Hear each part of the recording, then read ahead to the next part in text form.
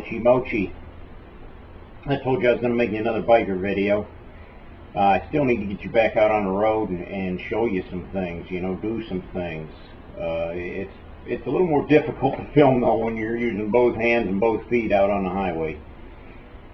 People often ask me, they say, Itchy, how do you hold that bike up? That's a big bike. Yeah, it is. It's over 800 pounds. It's a heavy bike. The trick is you got to keep it up in that center of balance. 2 feet, both hands on the handlebars, you can hold it up there. You're not lifting 800 pounds, you're just balancing 800 pounds. But once you start to lean it over, see, then it starts to get a little heavier, and when it falls over on its side, then you got a problem because it's real heavy. And you better have some big muscles or a couple friends to help you get it back up again. But the trick is, keep it up in that center of gravity there, that center of balance, and then it's like riding a bicycle. And once you get them rolling, no problem.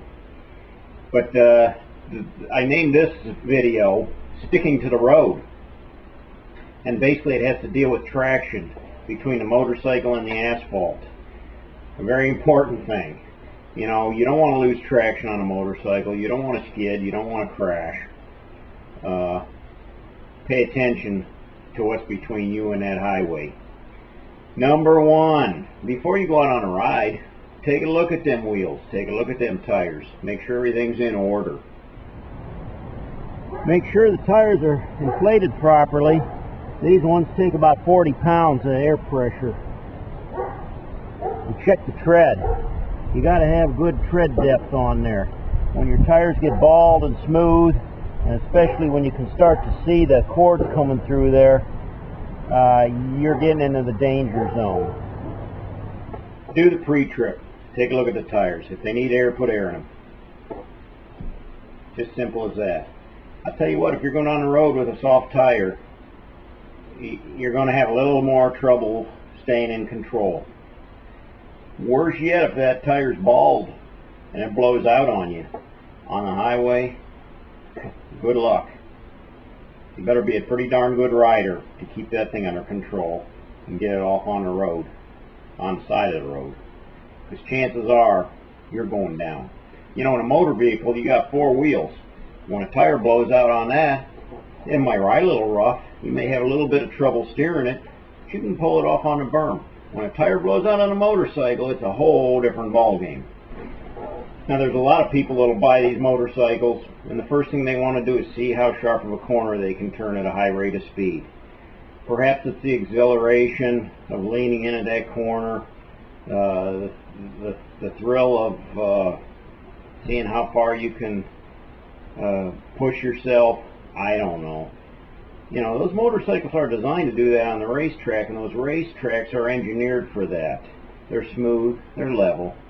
Unfortunately, public roads aren't like that. There's loose debris on the road, gravel, uneven pavement, potholes. A lot of good riders have gone down trying to take corners a little too fast. If you're unfortunate enough to get caught in the rain, you need to take a little extra time to slow down. Motorcycles can hydroplane in the rain, just like a car. That's where the tire rides up on the water, actually separates from the pavement. I was going into a corner once, many years ago. Well, let me back up a little bit. I was with a friend, and he wanted to know if I could give him a ride home. It was the wee hours of the morning. It was pouring down rain. So I said, hey, if you don't mind getting wet, let's go. He jumps on the back and we took off. I was going way too fast. I just wanted to get home. And before I knew it, I was into a pretty heavy turn. I leaned the bike into the corner as hard as I could, but I actually hydroplaned on the wet pavement. I slid all the way across the oncoming lane, went all the way off the berm, off the road, through a ditch, up an embankment, back down through the ditch, and back up on the road again. I had a little bit of an adrenaline rush for that ride, and I don't know if my buddy was sleeping, had his eyes closed or what, but he said, what are you stopping for? And I said, because I got to, clean the stuff out of my drawers. We almost bit it back there. And he says, just hurry up and get me home. I don't want to get any more wet than I already am. Go figure. Those were the days. Now, especially when there's wet conditions after a rain, anything steel on the road is like ice. Manhole covers.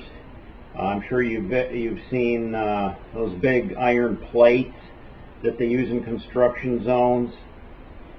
Railroad tracks. Anything with iron can be extremely slippery, and even more slippery when it's wet. Take a little bit extra time, especially when you're braking or accelerating on those surfaces. I've told you before about riding along the berm.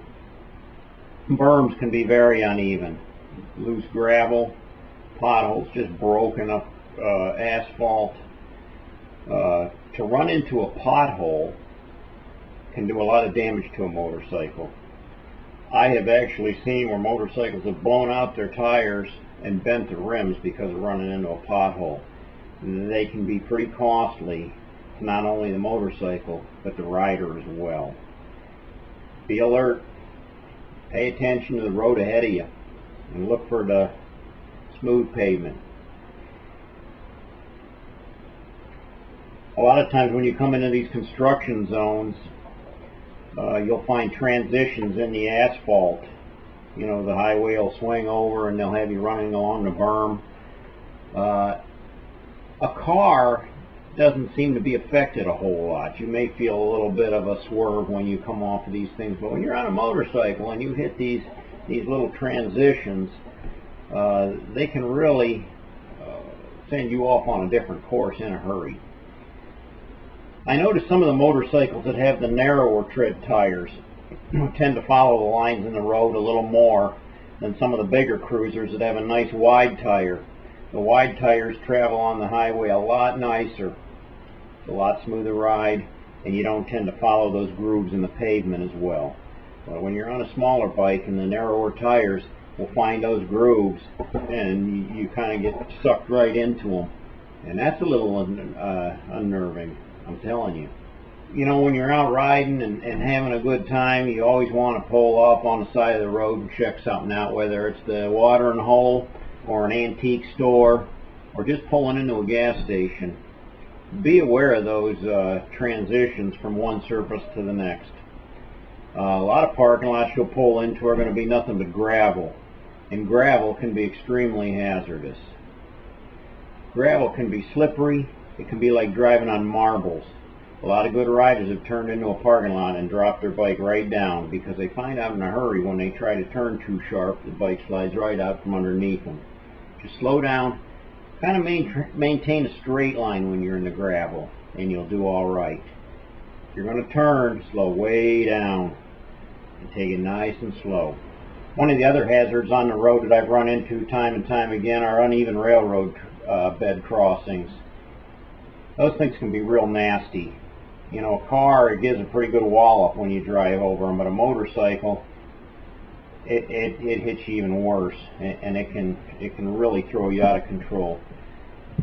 Some of these railroad crossings are just very neglected, and they're in terrible shape.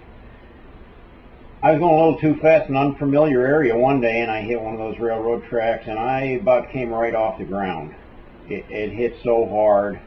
I think my rear end must have flown about that high off the seat, and it almost knocked the wind out of me. It was a real wallop. It scared me to death.